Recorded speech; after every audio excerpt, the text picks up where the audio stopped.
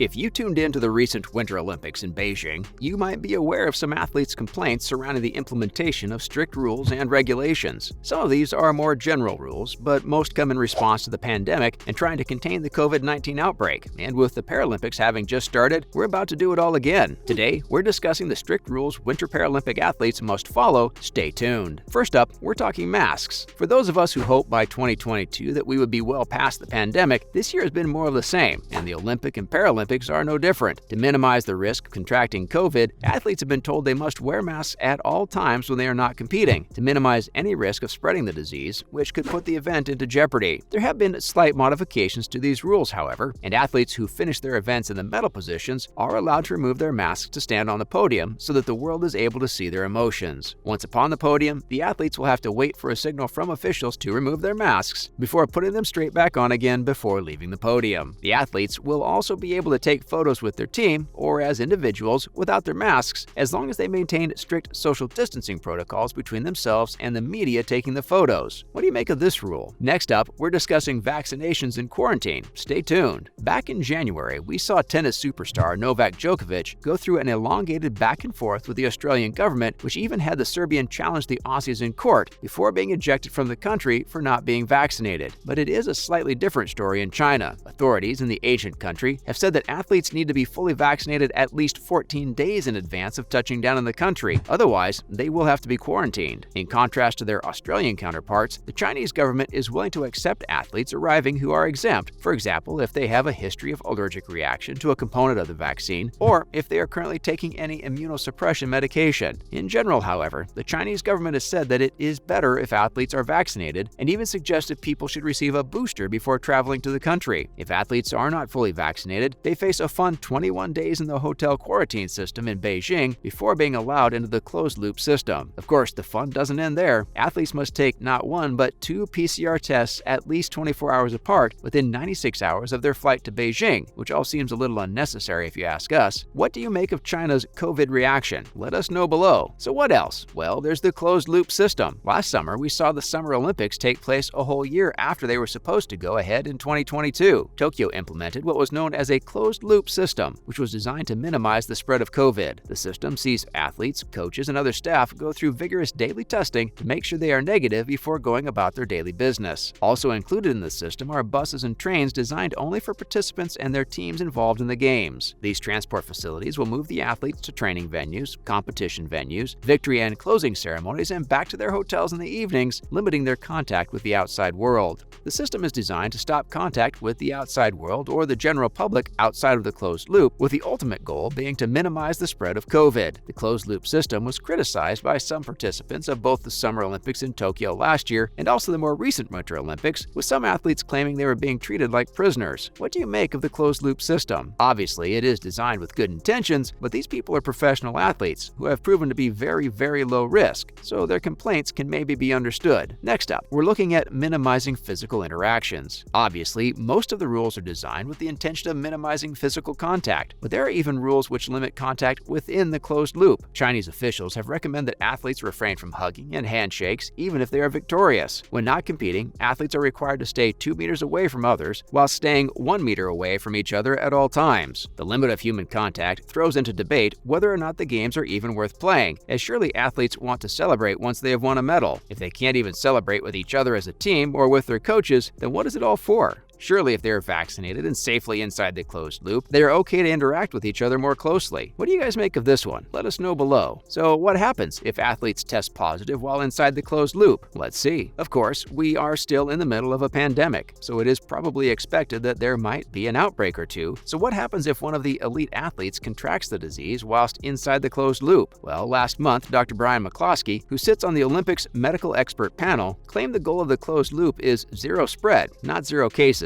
So will the victim be sent home if they contract COVID then? Well, not necessarily. Beijing has said that anyone who tests positive for COVID will immediately be removed from the closed loop and the games, but will be taken straight to a hospital where they will be treated at a specially designated COVID hospital. The symptomatic patient will be isolated and monitored closely, but will obviously not be allowed back into the loop until all their symptoms are cleared. Once symptoms have cleared up, athletes or anyone who tests positive will be required to test negative twice with 2 separate PCR tests taken taken 24 hours apart. Have any of you guys tested positive for COVID since the beginning of the outbreak? Let us know how it was for you. Next up, there are also rules for leaving China. Stay with us to hear them. Similar to the closed-loop transportation services, athletes will be required to use only designated buses and trains to transport them directly to the airport after the games have ended. So much for seeing the Great Wall then, right? If someone has tested positive for COVID, anyone who has been in contact with that person will be allowed to leave China as long as they test negative. Good looking out, China. Usually countries just concentrate on those coming into the country and probably view outgoing patients as someone else's problem. It will also be required for people who want to leave the country to fill out a customs health declaration to be shown to officials at the airport before boarding. Next up, a non-COVID rule. Thankfully. Tired of hearing about COVID? Tell me about it. During the snowboarding events at this year's Olympics, as well as the Paralympics, there will be a slight tweak in the rules. Athletes will get 3 runs and be allowed to choose what they think is their best 2 runs to put forward for medal consideration, but there's a catch. To be in with a chance, athletes must choose 2 runs, but each run must feature tricks where the athlete is spinning in different directions, as if it's not already hard enough. This, of course, will impact the athletes greatly. Most people have a favorite style or side they will choose to focus on in training, just like in any other aspect of life. But this new rule means that athletes must work on their technique for both sides and make sure their all-round game is up to scratch. This is a pretty harsh rule, we think, as it already looks as though flying down a snow-covered hill at insane speeds, then pulling off a crazy spinning trick is hard enough. But hey, what do we know? And finally, an endorsement deal rule. One of the only ways an athlete is able to make it to the Olympics and focus on training full-time is if they manage to pick up a nice endorsement deal. Of course, the more prominent the athlete or the sport, then the bigger the sponsorship deal in general. But what rules could the IOC have surrounding endorsement deals? Well, apparently, athletes are not allowed to discuss any details of their sponsorship deal under any circumstances whatsoever, which seems a little strange. The rules only apply whilst the games are on, and also stretch to the endorsing company too, who are not allowed to promote the athlete during Olympic Games. The Olympic Committee have said in the past that they want the focus to be on the talent and not the hype surrounding any given athlete, which we guess is fair. What do you guys think? Give us your thoughts below. As always, thanks for stopping by today, and remember to join us next time for some more fun and games,